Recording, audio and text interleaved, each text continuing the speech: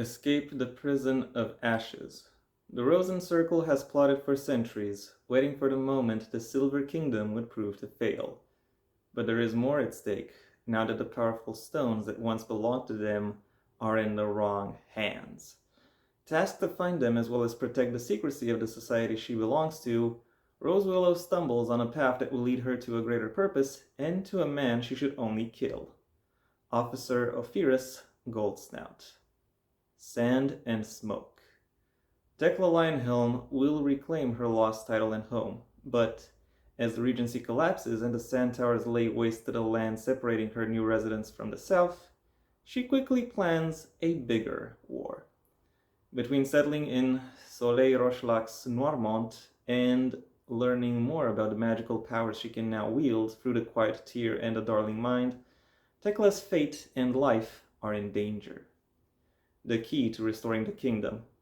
Unsure whether Soleil Rochelak will return, Count Elaine engages in a mission to retrieve the remaining lady of Noirmont, but Rohais Rochelak lives with Elva Lionhelm and the mysterious Silver Prince. Preoccupied with politics, Elaine and Rohais might miss the truth, and it lies within the stone the prince possesses, the last of the gifted crosses of the Rosen Circle. Hello everyone, and welcome once again to the Heir's Lair. I'm your host, Jonathan Taylor. Today's video will mark the 3-year anniversary of... Hold up just a moment. Okay, now you've seen my ass. I hope you like it. Anyway, today's video marks the 3-year anniversary of the first time I looked into Ginevra Mancinelli's body of work with a review of this book, The Empress of Beast and Mist. And over the past few weeks, I've been celebrating that anniversary, concluding with a concluding now with this video and a review of the second of her A Hallow of Talons and Tears series. Hold up just a little. A Cinder of Roses and Steel. Yeah, busy title, busy cover. The Ginevra special, I think you could call it. Anyway. This is always a little bit tricky. Anyway, yeah. Yeah, I shouldn't be doing this while recording, but I don't give a fuck. Okay, there we go. Now, as I think I've already mentioned 2 reviews ago, I could have potentially done this review series 3 years ago. However, I was discouraged to note it because the actual series itself, A Hallow of Talons and Tears, was incomplete at the time. And while I have already mentioned that it is still incomplete as of the as of the time of this video's production, something a little bit stranger has come up, namely the fact that the author herself also seems to have disappeared. Like most articles about her that I could find are are basically 3 years old at this point, or 2.5 if you want to be very pedantic. Her social media presence is also also either non-existent or dead. Her Facebook author profile has been inactive for 3 years. Her Instagram is basically empty. Her Twitter has seen a little bit more activity, but even that's been dead since August of last year.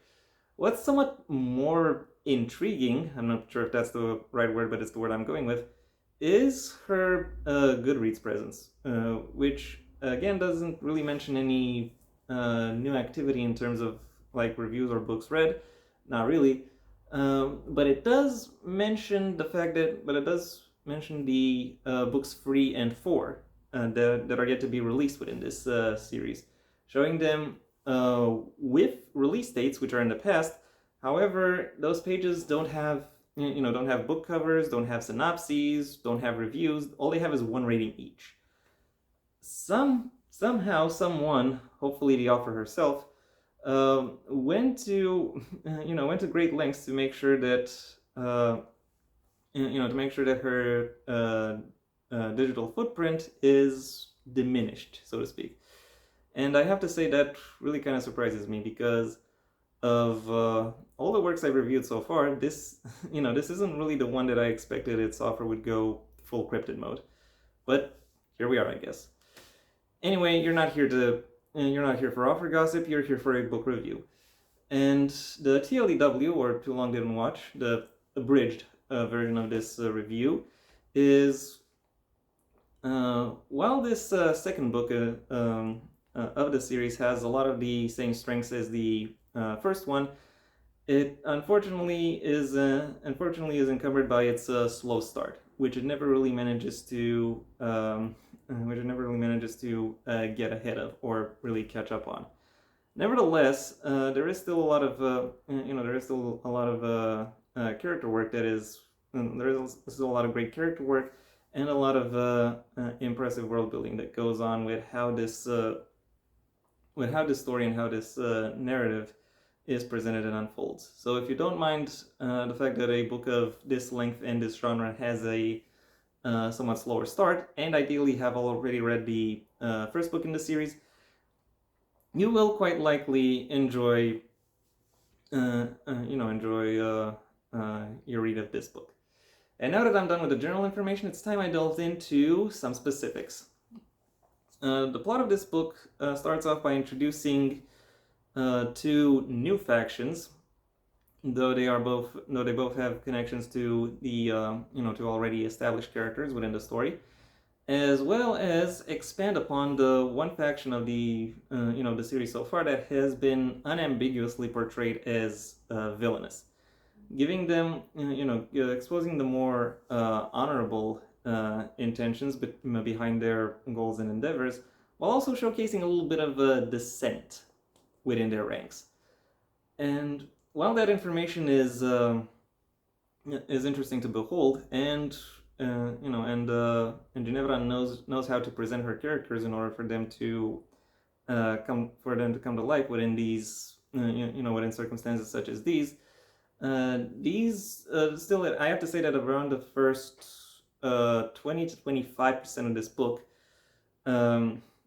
takes place around the same time as the events of the first book, and therefore those events have to be written around the around that story, which, as I've already established, isn't really Ginevra's strong suit, if I may say so myself, because she has to limit herself that way. She doesn't really have the she doesn't really have the freedom of action to really put some more established and some more definitive, more concrete finishing touches to her to her work, which I have to say I find to be quite unfortunate, and not only because it slows down the pacing, but also because it makes the book come across as more hollow and less dynamic, which is somewhat ironic, actually, considering that the actual happenings, the events, the actual plot of the book is at least on paper supposedly much more dynamic, because in this book a lot of the setup that went into that was presented over the course of the first book gets to be materialized as armies are called up and moved around the setting, waging battles all throughout. This is very much a war book, and that stakes and that tension and those stakes are presented quite clearly, quite emphatically. Especially when you look at what the characters are subjected to, and how they have to take immediate, sometimes even drastic actions in order to not just stay alive, but also advance their goals. It is a very intimate and very visceral perspective. Maybe not as visceral other as other war stories I've read and reviewed, but it does touch upon a similar impression at least. Ginevra's work when it comes to action scenes, both in terms of one-on-one fights and large battles, could use could use a little bit of improvement. I will not lie about that. However, her view of the more immediate, of the more personal stakes of the war managed to connect to a to a much greater degree with the audience, as she has a great command over the over the emotional and over the emotional connections and the intimacy that results from them between all of her characters. It is of her characters. She has a great command over over this more personal, more occasionally gritty um, aspect of storytelling. And she showcases no fear and no awkwardness in really cutting her characters' souls open and showcasing them to the reader. And by doing so, she manages to take a story that has been established as very broad and expansive, and manages to make it directly meaningful to all of her characters, as well as personally impactful. Not just her characters, but to her readers as well, as they get to experience a lot of that impact almost firsthand as well. Overall, despite this book's slow start, it nevertheless manages to encapsulate and display within itself a myriad of intriguing characters and situations, all of which are handled with an amazing degree of grace and focus. My final rating for A Cinder of Roses and Steel is a 4 out of 5. And that was my review. Thank you for your attention. If you enjoyed it, well then please like the video, maybe even share it wherever you think other people will also like the video. If there is anything you'd like to add, either to the book itself or to my review of it, that's what the comment section is for.